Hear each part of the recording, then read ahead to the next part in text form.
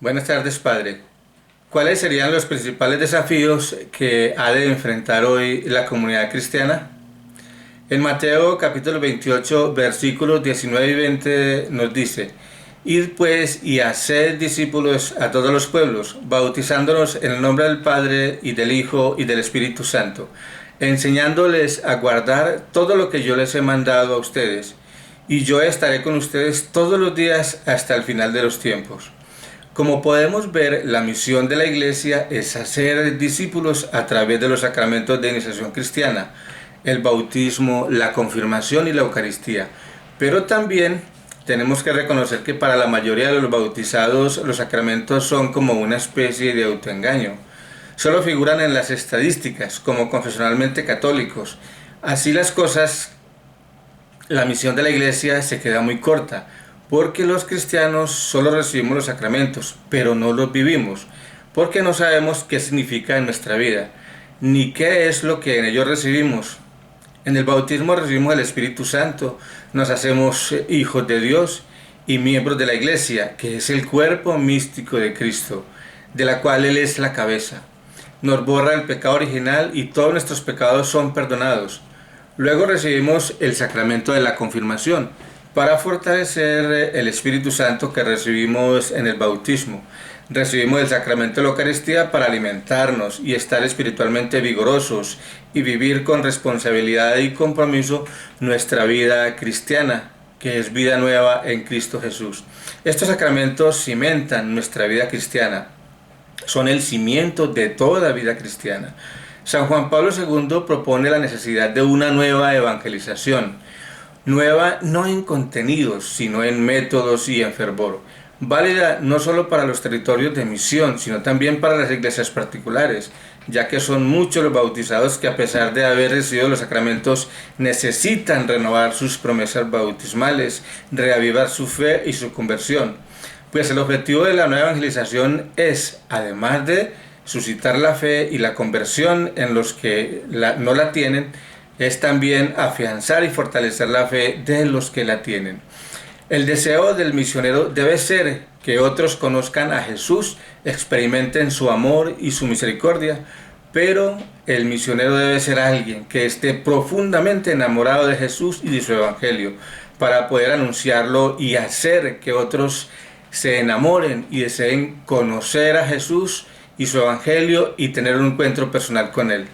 Entonces, el primer desafío de la Iglesia es empezar por ella misma, salir de su zona de confort y empezar a autoevangelizarse para poder ser evangelizadora. Lo primero que tiene que esgrimir el misionero a la hora de evangelizar son sus frutos: amor, alegría, paz, tolerancia, amabilidad, bondad, fe, mansedumbre y dominio de sí mismo. Esto lo encontramos en la carta a los Gálatas capítulo 5 versículos 22 y 23.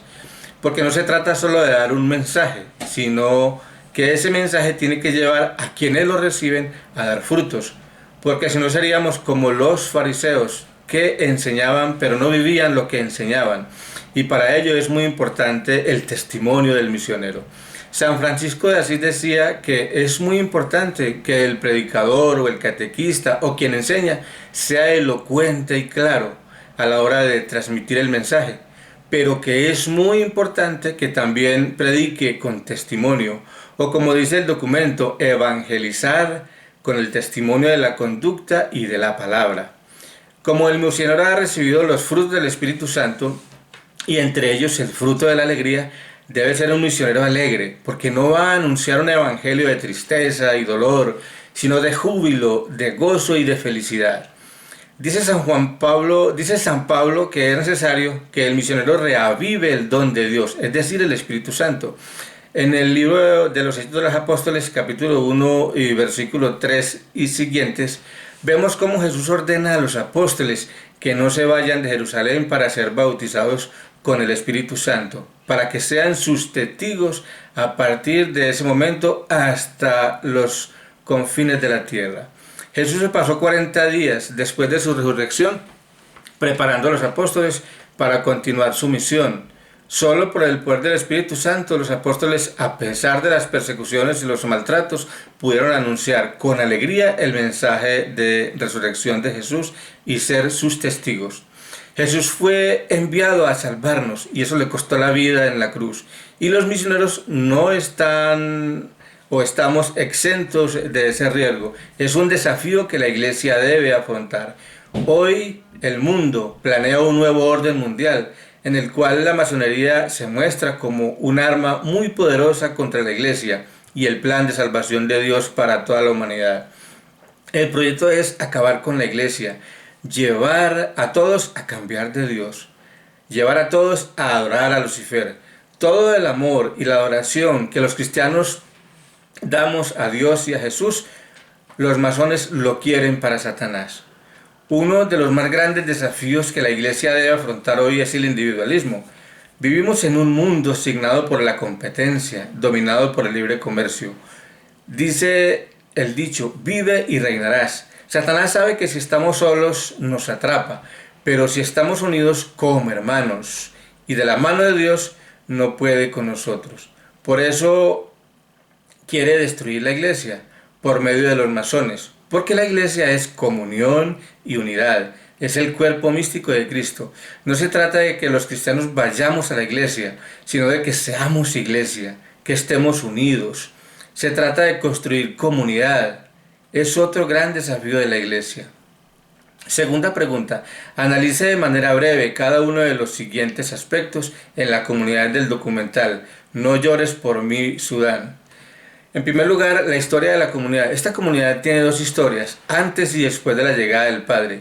Antes de la llegada del Padre estaban totalmente abandonados, como ovejas sin pastor.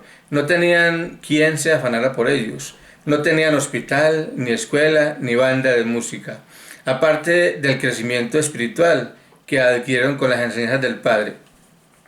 En el aspecto geográfico, Tonjo es una ciudad ubicada en el sur de Sudán y pertenece al estado de Warrap.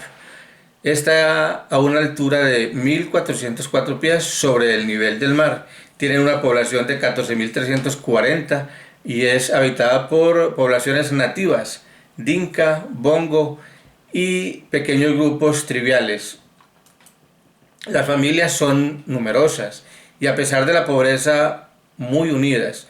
Siempre están juntos, acompañando a sus parientes enfermos en el hospital, porque consideran que la familia no se puede separar. La pobreza que se vive, el abandono estatal, refleja también la problemática ambiental. Aguas altamente contaminadas, un clima por encima de los 35 grados. En algunas zonas se nota la deforestación. La economía está basada en el pastoreo de las vacas, a quienes cuidan como lo más preciado de sus vidas. Las ciudades y las calles, la falta de hospitales y de escuelas reflejan el abandono estatal, así como la pobreza en que viven reflejan también la falta de fuentes de empleo, denotando unas pésimas condiciones de vida en materia de vivienda, salud, educación y economía. En lo que tiene que ver con el aspecto religioso, la llegada del Padre a esa comunidad refleja la presencia de Dios en esa comunidad, ya que Dios hace presencia en el mundo y en la iglesia por medio de sus sacerdotes, sus ungidos, sus elegidos, sus ministros. Ellos creían firmemente que el Padre se parecía al Dios del que se hablaba en la Biblia. Ellos experimentaron el amor de Dios por medio del Padre, quien se insertó en esa comunidad, como Jesús se hizo uno de ellos. Ellos no lloraban, lo amaron tanto que lloraron con profundísimo dolor su muerte. Se sintieron huérfanos, sin padre, sin pastor. El Padre, con su amor y servicio, les hizo descubrir lo valiosos que son para Dios. Padre, muchas gracias.